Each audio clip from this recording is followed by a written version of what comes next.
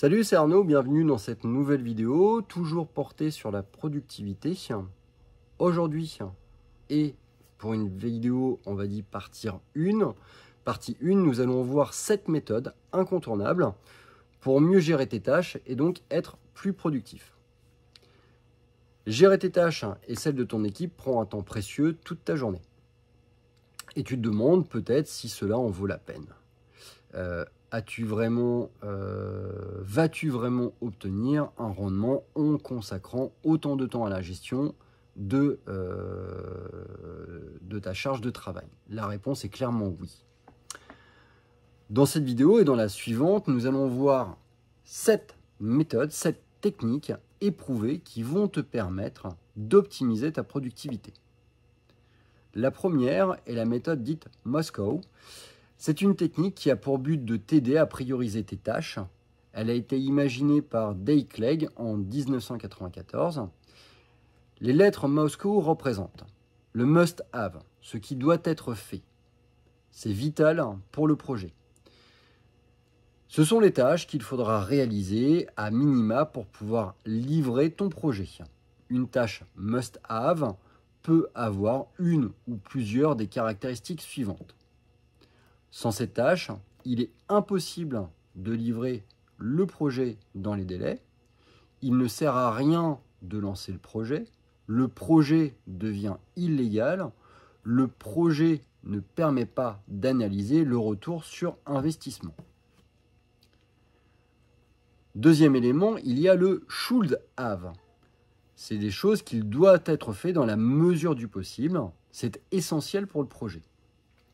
C'est une tâche importante, mais pas vitale, qui peut être douloureuse de laisser de côté, mais la solution est toujours viable, ou qui nécessite une solution de contournement, autre solution existante par exemple. La livraison d'une tâche should have est espérée, mais n'est pas garantie. Troisième élément, le could have. C'est la tâche qui pourrait être faite dans la mesure où cela n'a pas d'impact sur les autres tâches. C'est confortable pour le projet. C'est une tâche qui est recherchée ou souhaitable, mais elle est moins importante et elle a moins d'impact si on la laisse de côté par rapport à une tâche should have. Enfin, dernier élément, le won't have this time. C'est une tâche qui ne sera pas faite cette fois, mais qui serait envisageable pour plus tard. C'est un luxe pour le projet. Ce sont des exigences que l'équipe projet a convenu de ne pas respecter, quelque chose qui n'est pas réalisable ou qu'on n'a pas la possibilité de réaliser. Elles sont enregistrées dans la liste des besoins pour une livraison ultérieure. Deuxième méthode, la méthode Pomodoro. Elle a été développée par Francisco Cirillo dans les années 80. Cette méthode te permet de gérer ton temps de travail de façon simple, amusante et productive. Pour réaliser la méthode Pomodoro, tu dois choisir une tâche que tu veux accomplir ou qui doit être accomplie. Quelque chose de grand ou de petit, quelque chose qui traîne depuis des lustres, peu importe, ce qui compte, c'est le fait d'être attentionné sur cette tâche. Le Pomodoro est basé sur un minuteur de temps de 25 minutes. Tu vas donc te mettre à travailler sur cette tâche pendant 25 minutes jusqu'à ce que le minuteur sonne. Ton seul et unique objectif est de travailler à fond sur cette tâche pendant les 25 prochaines minutes sans aucune interruption. Lorsque le Pomodoro sonne, lorsque le minuteur sonne, tu prends une courte pause de 5 minutes.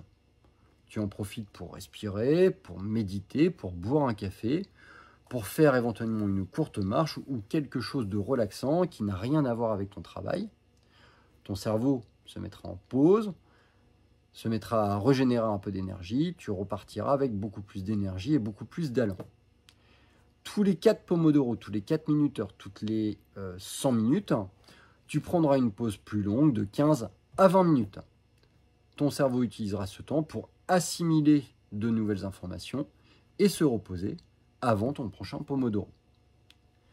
Cette technique ne te permet pas seulement de réaliser des tâches, Elle te permet également de comprendre comment tu travailles et comment gagner du temps dans le futur. Troisième et dernière méthode de cette première vidéo, la méthode Eisenhower. Comme son nom l'indique, cette matrice a été inventée par le président Eisenhower, qui est le 34e président des États-Unis. Elle a été développée afin d'aider les gens à prioriser leurs tâches et les rendre ainsi plus productifs. Il s'agit d'un outil d'analyse qui permet de classer les tâches à effectuer en fonction de leur importance et de leur urgence. La matrice d'Eisenhower se compose donc de deux axes, l'importance et l'urgence.